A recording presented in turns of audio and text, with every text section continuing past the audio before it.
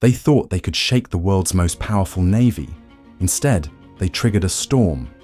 A $60 million US Navy jet sank into the Red Sea during a live Houthi attack. And what happened next wasn't just retaliation, it was a warning. April 28, 2025. The USS Harry S. Truman, under high alert in the Red Sea, suddenly detects incoming drones and missiles launched by Iranian-backed Houthi rebels. In the chaos of evasive maneuvers, an F/A-18E Super Hornet being towed across the flight, deck slips, slides, and vanishes into the sea, along with its tow tractor. One sailor injured, one jet gone. Price tag, over $60 million.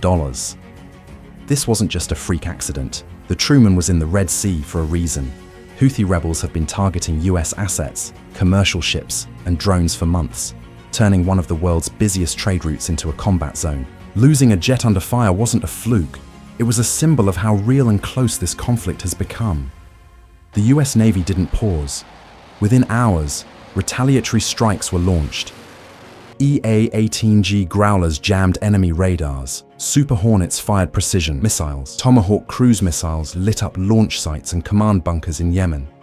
The message: you touch a US carrier, we respond instantly and with force.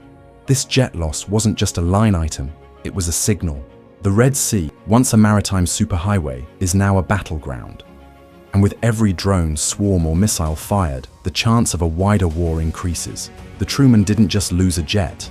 It marked the next escalation in a shadow war already boiling over. Was this just bad luck or a sign of something bigger? Drop your thoughts below. Should the US double down in the Red Sea or pull back before it's too late?